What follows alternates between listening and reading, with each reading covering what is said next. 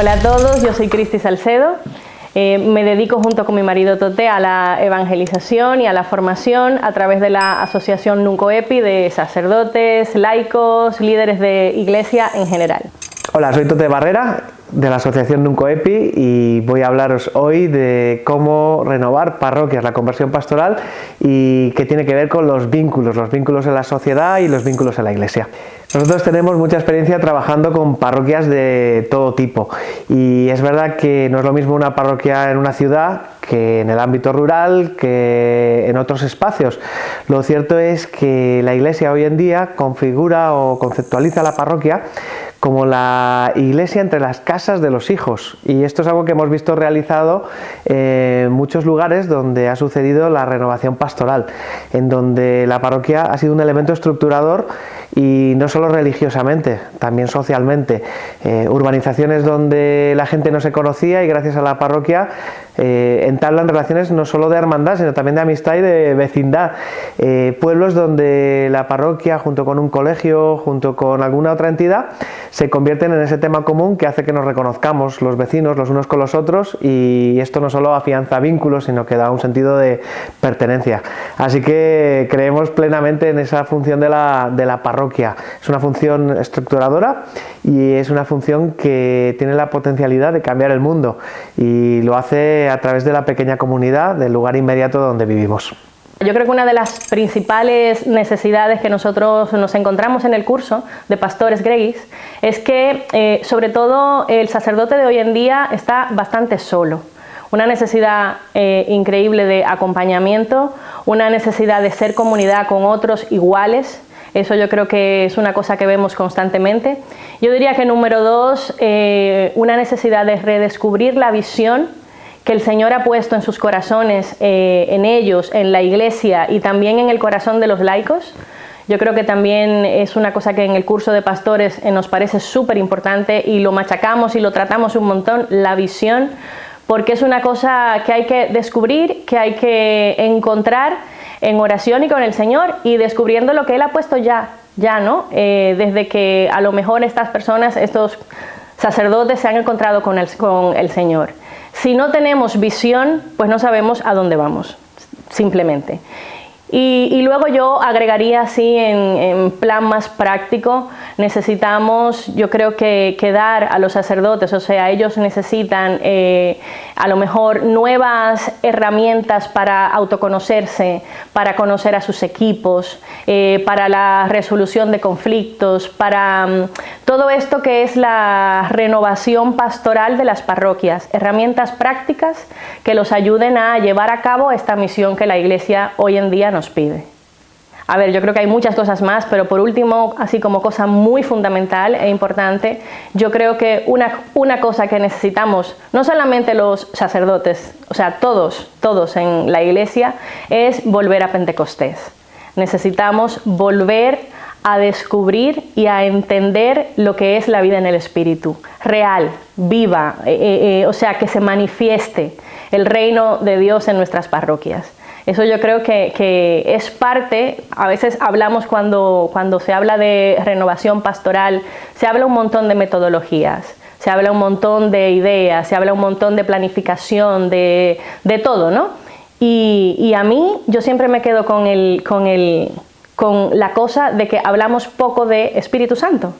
Y todo esto, o sea, toda esta cosa nueva que queremos, ¿no?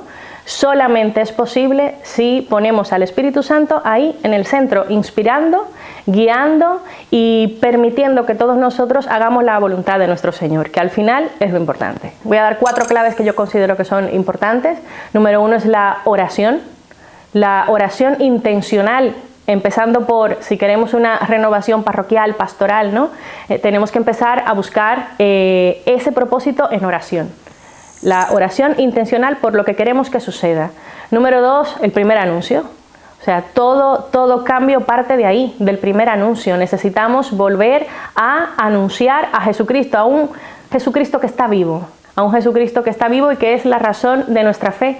No es solamente una idea de hoy en día, no es una cosa que simplemente sea una teoría, sino que necesitamos redescubrir a ese Jesús que está vivo y no dar por supuesto que las personas lo conocen. Tenemos muchas veces la intención y la necesidad de salir fuera de la iglesia a buscar nuevos cristianos, cuando dentro de la iglesia necesitamos que los que están realmente hayan tenido un encuentro personal con Jesús, que cambie sus vidas, que marque las cosas, que sean diferentes, que el reino de Dios pueda hacerse visible entre nosotros.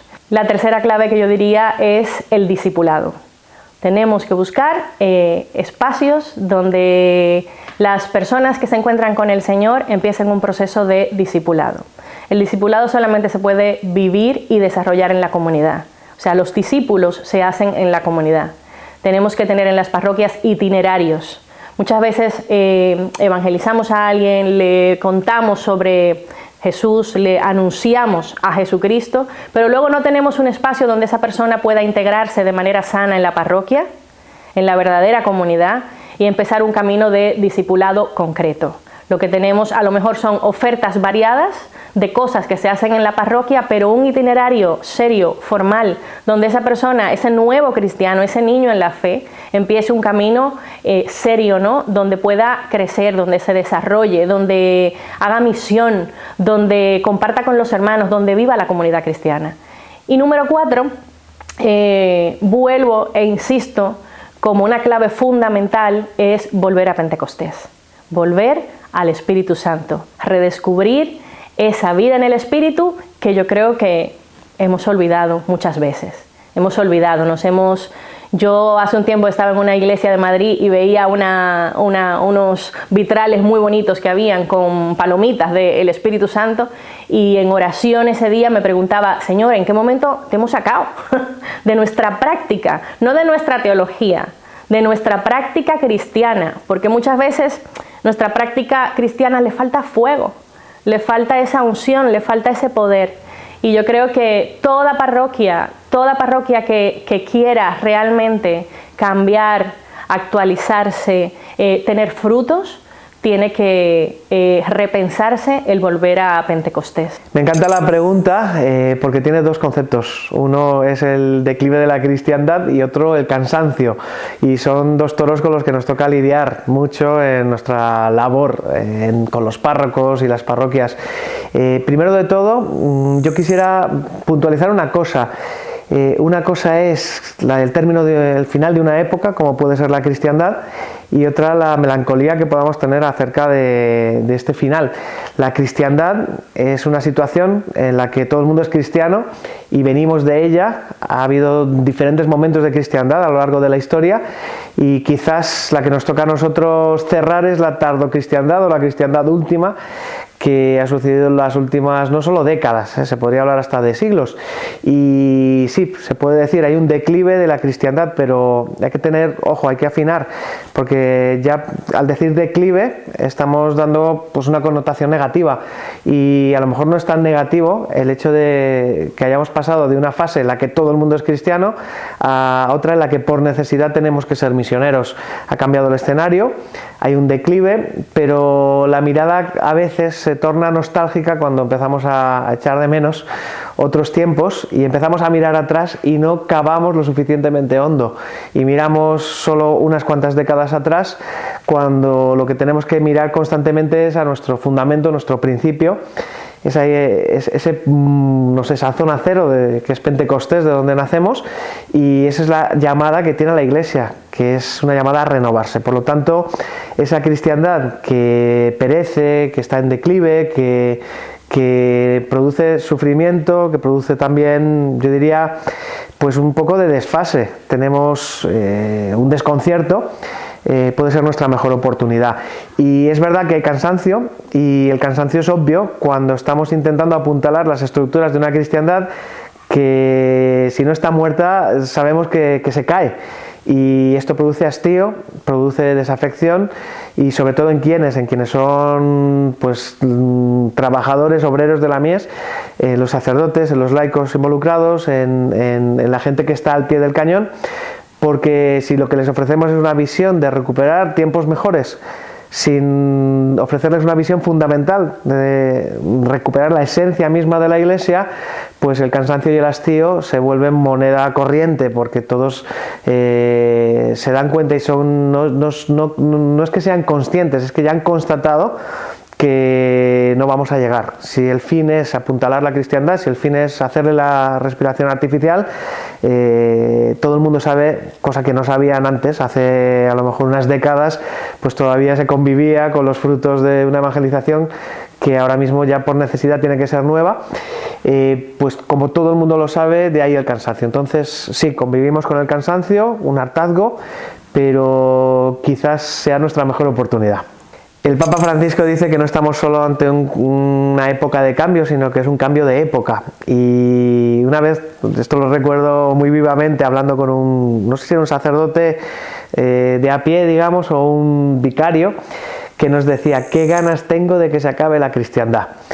Todo el mundo sabe que mantener estructuras por mantener estructuras es ir a ninguna parte. En un sentido, pues es gestionar el declive, que es lo que se ha formulado a nivel magisterial.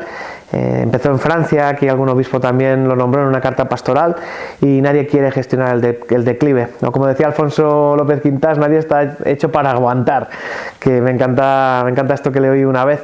Entonces, ver las cosas en términos de oportunidad en vez de en términos de crisis significa que hay un cuestionamiento acerca de lo que estamos haciendo, que no acerca de nuestra esencia, sino acerca de nuestros caminos, nuestros métodos. El Papa dirá en la Evangelii Gaudium nuestros horarios, nuestros lenguajes, nuestros estilos, y ya como un órdago la mayor, nuestras estructuras. Es decir, este cuestionamiento es bueno. La formulación clásica es Ecclesia semper reformanda es, la Iglesia siempre se está reformando, y esto nos obliga a distinguir entre lo que es una cultura, una manera de hacer las cosas, y la esencia del anuncio perenne del Evangelio, que es a lo que nos dedicamos. Esto nos recuerda que no estamos casados con una época ni con una manera de hacer las cosas, si estamos casados con Jesucristo, que es el mismo ayer, hoy y siempre, y su mensaje de salvación. Y por lo tanto, pues esto sería lo que en términos de Francisco se llamaría el sacudón que recibimos, que nos despierta de la modorra, del siempre se ha hecho así, y ya por necesidad pura nos obliga a salir a territorios nuevos. Entonces sí, claro, hay gente que ve el vaso medio vacío y hay gente que lo vemos medio lleno. Yo veo en esto una oportunidad histórica, y es un momento de cambio, y como cambio de época que nos toca vivir es apasionante, es un momento que saldrá en los libros de historia. A mí la palabra cómo podemos, ayudar a los sacerdotes siempre me ha sonado un poco rara, porque yo creo que no se trata de los laicos ayudar al sacerdote, yo creo que se trata de corresponsabilidad. Y la corresponsabilidad yo la pondría igual la llamada que el Señor nos hace. Yo creo que el trabajo de los laicos es redescubrir la vocación. O sea, ¿a qué nos llamó el Señor? No nos llamó a ayudar a una persona en cosas que para nosotros no tienen sentido. No. Yo creo que cada uno tiene que volver a una llamada personal, espiritual. O sea, el Señor no solamente nos pone trabajos, el Señor nos pone vocación. Y tanto los sacerdotes como los laicos tenemos una vocación que seguir. Con lo cual, eso de ayudar a los sacerdotes a mí me suena poco, descafeinado. Yo creo que tenemos que buscar la corresponsabilidad, descubrir cada uno su vocación y en eso, caminar juntos.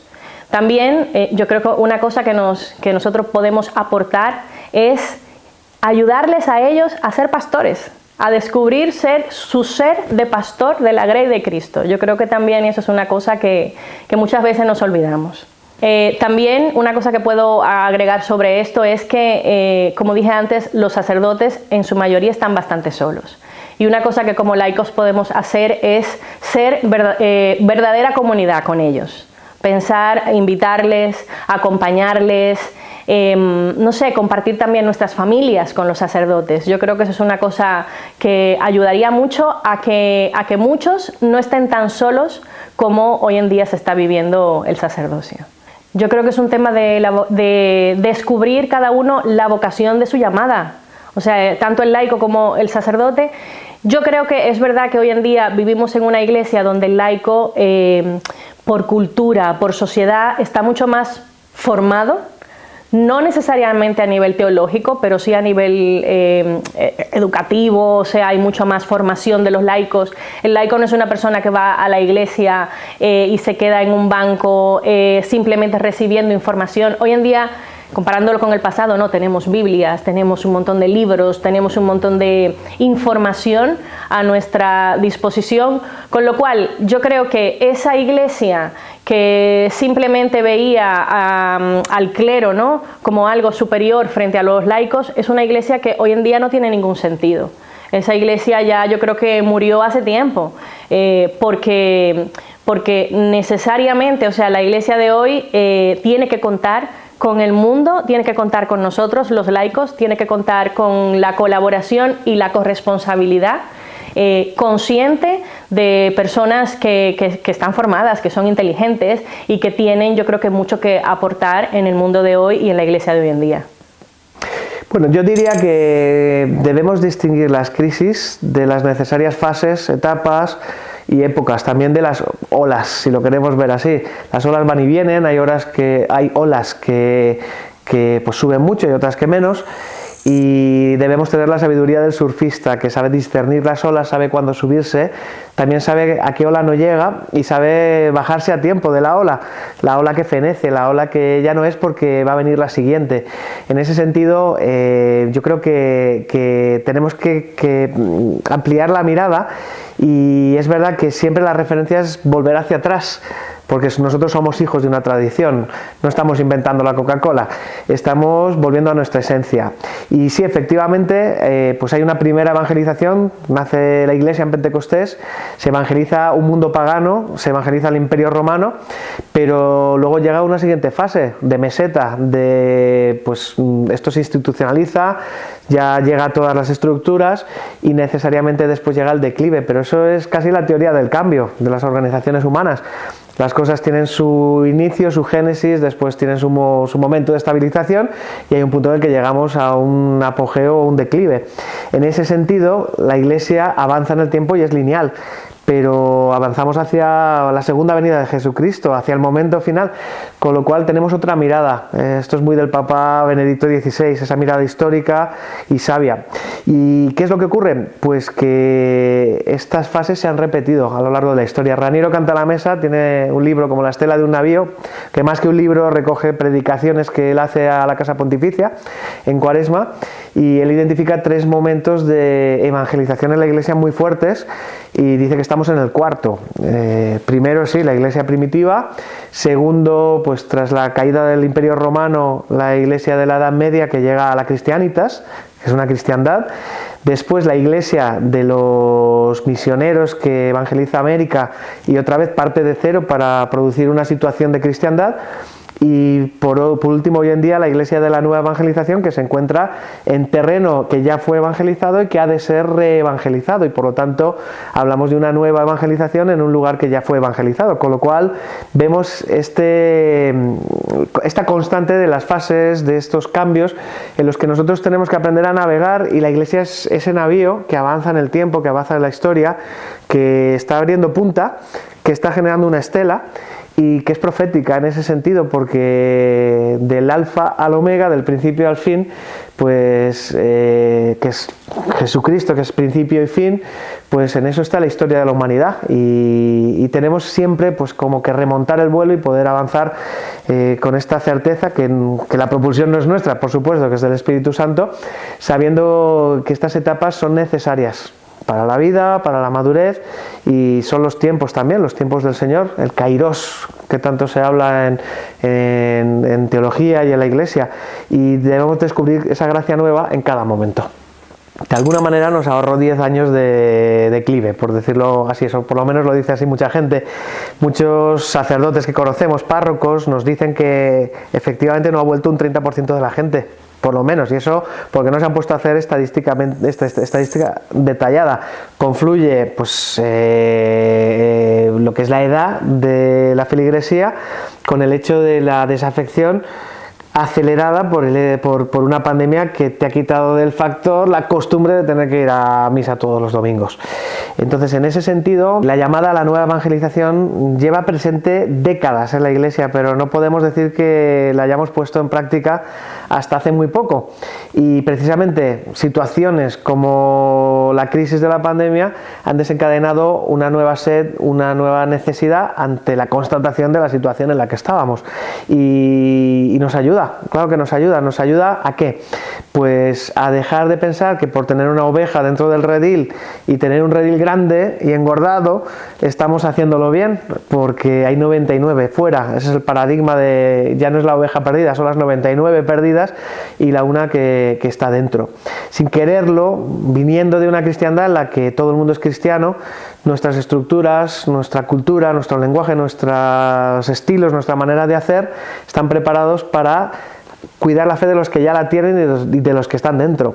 Y cuando la fe desaparece en la sociedad, nos quedamos un poco perplejos porque la estructura es buena, si no es que esté nada mal de ella. El problema es que no se adecúa, no corresponde con la situación actual. Esto es lo que nos obliga a la evangelización y es por eso por lo que el Papa Benedicto lanzó un año de la fe cuando instaura el dicasterio de nueva evangelización, empieza el sínodo de nueva evangelización y lanza un año de la fe diciendo esto es lo fundamental, la porta fidei, la puerta de la fe. Esto es lo que habíamos perdido. Que sí que estaba, obviamente, estaba en nuestros planteamientos, está en nuestra teología, está en cada sacramento que se hace, porque se pide fe para el sacramento, pero habíamos dejado de pedirla de verdad, la dábamos por supuesta, la dábamos por algo que ya se podía construir sobre ello. Y por eso es buenísima la situación en ese sentido y toda crisis, porque nos devuelve a nuestra identidad. La Iglesia existe para evangelizar, y evangelizando recuperamos nuestra identidad. Y es una jugada de estas como en el ajedrez, que hay veces en las que no te queda otra. Es decir, cuando ya no hay otra, lo bueno es que solo puedes huir hacia adelante, por decirlo de esa manera, en este caso hacia adentro, hacia lo profundo. Me encanta la pregunta porque es una pregunta a la que doy muchas vueltas. Además, leo mucho el magisterio intentando entender qué es lo que nos lleva a supuestos antagonismos y también a eclesiologías en las que a veces pues podemos ser excluyentes. El planteamiento básico de la Iglesia, y es un planteamiento que viene desde Trento, es que la Iglesia se reorganiza en diócesis y en parroquias que tienen un solo obispo la diócesis, un solo pastor la parroquia, y esto supone una territorialidad. Y la parroquia es la Iglesia en el territorio, la manifestación de la Iglesia diocesana, la Iglesia universal, en lo concreto de la vida de las personas. Este es el planteamiento marco teológico del que partimos. Con el concilio, y un poquito también antes del concilio, surgen unas nuevas realidades que serán los movimientos, que empiezan a vivir dinámicas comunitarias cristianas y lo hacen fuera de la parroquia, reproduciendo el esquema de las antiguas órdenes religiosas o las modernas, que también son comunidades cristianas en las que se crece, se camina, se es discípulo, y esto genera una especie de antagonismo, porque parece como que hay una iglesia de primera y una de segunda, unos más militantes, otros menos, unos que son, pues sí, la generalidad y otros los especialistas. Estos son cosas que van rondando nuestra mentalidad y nuestro lenguaje desde finales del siglo XIX. Y hay un punto en el que el magisterio, y tiene que ver con el preconcilio y también el concilio, empieza a hablar de la parroquia como comunidad de comunidades. ¿Qué identifico yo? Pues que efectivamente los movimientos han sabido anticipar algo que no estaba pasando en las parroquias. Las parroquias hacían cristianos, pero no hacían discípulos. Y los movimientos han hecho discípulos, han acompañado de una manera más cercana. Y esto pues no es una pobreza, ha sido una riqueza para la Iglesia. Y quizás el conflicto viene cuando llega una confusión eclesiológica casi, es decir, bueno, si somos comunidad de comunidades, todo el mundo tiene que pasar por la parroquia. Dices, sí, pero el Código Canónico reconoce las parroquias personales, por ejemplo, no solo existe la parroquia territorial, la parroquia de por ejemplo, los que son los rumanos de aquí, pues tienen una parroquia personal porque son de tal rito, o los movimientos vienen a ser otro tipo de entidades. Es muy interesante el tema, no es quizás para esta entrevista, pero a donde quiero llegar es que ahora mismo se están poniendo en cuestión los elementos básicos de Trento, o se están superando o se están desarrollando.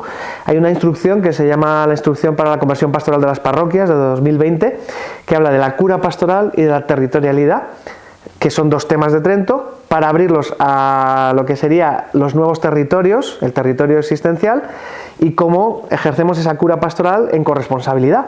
Es decir, no solo el sacerdote, sino también cómo nos acompañamos, los que somos laicos también y dentro de la parroquia.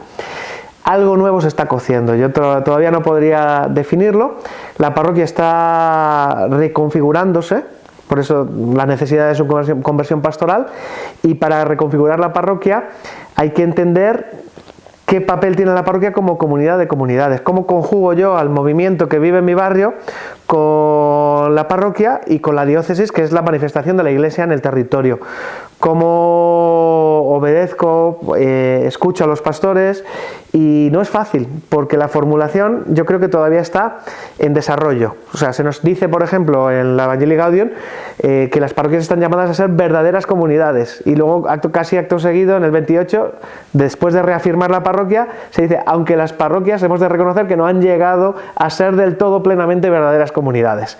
Es decir, tenemos la comunidad teológica, teórica, jurídica de la parroquia y la vida. ¿Y qué es lo ideal? Que la vida y lo jurídico y lo teológico pues caminen juntos, y eso es una visión muy hermosa. ¿Qué querrá hacer el Espíritu Santo? ¿Qué suscitará? ¿Qué nuevas formas? Dice el Papa Francisco, Evangelii Gaudium 28, la parroquia no está caduca. Lo que él habla de estructuras caducas, pero dice, no es la parroquia lo que está caduco. La parroquia, viene a decir, es elástica, en Evangelii Gaudium. Si sabe configurarse como comunidad, seguirá siendo la Iglesia entre las casas de los hijos. Es muy buena el programa, entonces, es decir, la parroquia está de plena actualidad, pero tiene que hacer una, no dice tanto reforma como repensar objetivos, repensar medios, repensar estructuras. Y repensando estructuras hallarás tu nuevo lugar, que tiene que ver con ser comunidad. Y fíjate esto de los vínculos, ¿no? Pues cómo podemos ser casas entre las casas de los hijos, casa de todos. Bueno, yo considero que todas estas iniciativas de hoy en día, como Emaús, PAC, Alfa, no sé, un montón de cosas que hoy en día tenemos en la Iglesia, yo creo que son una bendición. Yo creo que son la bendición de Dios también para este tiempo, y me parece fenomenal. Ahora, hay un riesgo que tenemos que ser conscientes de que podemos correr. Está bien hacer cosas nuevas, está bien utilizar estas metodologías, pero lo que no podemos caer es en ser turismáticos, que vamos por ahí de experiencia en experiencia, y no centrar nuestra fe en un lugar que nos dé esa cobertura espiritual y también esa oportunidad de crecer, ¿no?, como discípulos de Jesús.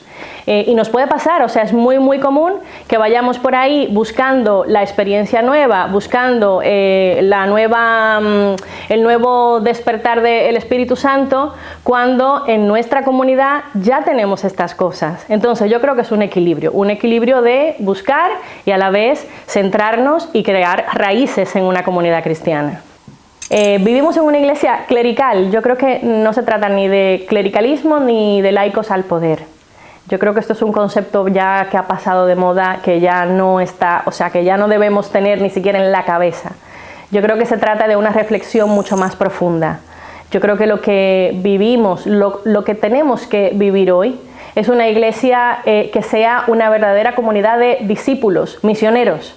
Entonces, ya no se trata de que si unos son la cabeza y otros son las extremidades o el cuerpo, ¿no? Yo creo que se trata de todos juntos, o sea, ser conscientes de que somos el cuerpo de Cristo, de que tenemos cada uno una llamada particular y personal, y de que lo que tenemos que buscar y anhelar juntos, sacerdotes, laicos, religiosos y todas las vocaciones que tiene la Iglesia, es la comunidad cristiana, redescubrir, volver al inicio. Yo creo que constantemente estamos buscando cosas nuevas, y hoy en día se pone como muy de manifiesto, ¿no?, esta idea, y a veces no es buscar cosas nuevas. Yo creo que toda la novedad está en volver al principio, en volver a la primera iglesia, que era una verdadera comunidad de discípulos que estaban preparados para la misión, de gente con una formación integral, que les hacía ser verdaderos seguidores de Cristo y no solamente gente que estaba ahí porque sí. Yo creo que obviamente el primer fruto y el único y el más importante es la salvación. Buscamos la salvación de las almas, buscamos que la gente, como he dicho antes, se reencuentre con Jesús y pueda recibir esa salvación gratuita que nos ofrece Él con su cruz y con su resurrección. Hay un concepto que nosotros, Tote y yo, utilizamos mucho, que es el concepto de enanos espirituales. Muchas veces, en las parroquias y en las comunidades cristianas, tenemos gente que poco a poco, como no ha crecido, como no hemos propiciado espacios de crecimiento y de discipulado, hay gente que simplemente se queda siendo un niño para siempre, un niño espiritual. Sabemos que cuando nos encontramos con Jesús, cuando tenemos un encuentro personal, cuando empezamos a caminar en cristiano, somos como niños. Y en la palabra dice que primero papilla, que luego vamos comiendo comida un poquito más sólida, y ya hasta comer comida de verdad. Pues en la fe es igual, en la vida espiritual esto sucede de la misma manera. Entonces, un fruto debería ser no tener enanos en la fe, gente que no ha crecido por años, que no se ha desarrollado, que sigue ocupando un espacio en la parroquia y no tiene un crecimiento espiritual.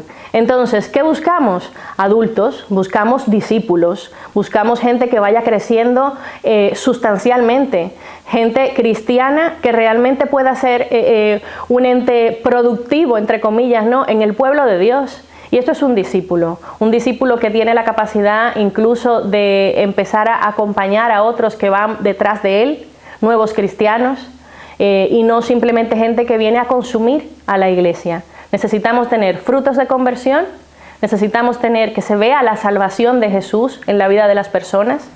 No podemos andar arrastrándonos cuando tenemos, al Dios de la gloria, y muchas veces vivimos una fe como que somos, no sé, hormigas, cucarachitas, cuando el Señor nos da la capacidad de volar y de volar alto. Necesitamos redescubrir eso, el discipulado. Al final todo llega al discipulado y a la comunidad. La tentación que existe siempre con los números yo creo que es real. Siempre hay una tentación de, claro, en mi parroquia tengo no sé cuántos grupos o tengo no sé cuántas personas y muchas veces yo creo que existe el peligro de que eso nos llene el corazón y los ojos, el número que tenemos. Yo creo que no es tiempo de números, principalmente porque vivimos en una sociedad que parece que ya no es cristiana, con lo cual nuestros números yo creo que van a ser menores y tenemos que ser conscientes de eso, pero da igual, porque yo creo que no buscamos números, buscamos cristianos verdaderos.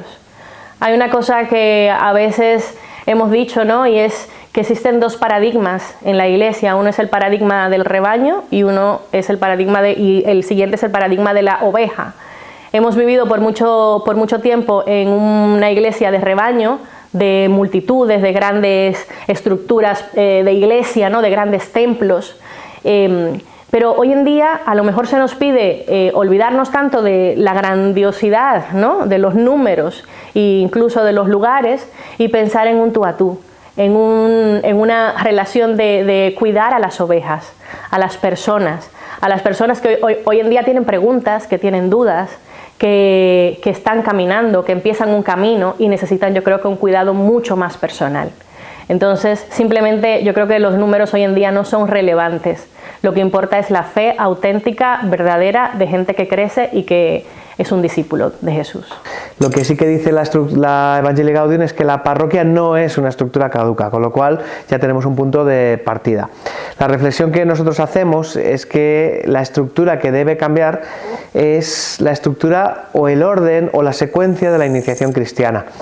No es tanto lo que hacemos como cuándo lo hacemos, como a quién se le da y bajo qué condiciones se le da. La condición fundamental para la iniciación es la fe. Y si ponemos la fe en el lugar adecuado, ya todo fluye y todo tiene sentido y todo ayuda. Si hablamos de qué cosas son irrenunciables, que son aquellas que no se pueden dañar, como esas columnas, uno puede reformar el edificio, pero como se cargue un pilar, se le hunde el edificio. En Trento se nos describe ese edificio sacramental y se ahonda en él, y está la base también de nuestra teología. Es nuestro último casi concilio dogmático, si no tenemos en cuenta el Concilio Vaticano I. Y obviamente, o sea, tenemos que partir de los sacramentos, aprovechar la fuerza de los sacramentos, pero aprovechar también la potencialidad discipuladora que tienen. Es decir, qué papel puede jugar un sacramento en la vida de un discípulo y en el camino de una persona que se está iniciando.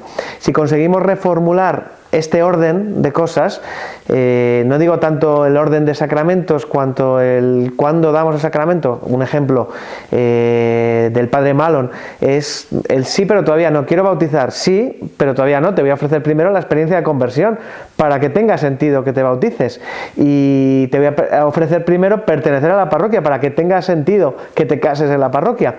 Y esto, bueno, pues suena muy innovador, a muchos les rompe, yo lo sé, porque estamos en una sociedad que nos exige el sacramento como rito de pasaje, y tenemos que volver a ser genuinos y dar el sacramento como parte de un itinerario y de un crecimiento de los cristianos. Es una tensión, está por resolver, no es fácil, pero la estructura segura es aquello que es fundamento. ¿Y cuál es el sacramento fundamental? El bautismo y, como consecuencia, la Eucaristía. Si edificamos comunidades que parten del bautismo y llegan a la Eucaristía, estaremos edificando sobre ese fundamento que nunca puede faltar y que tiene que ser fundamental en todo edificio.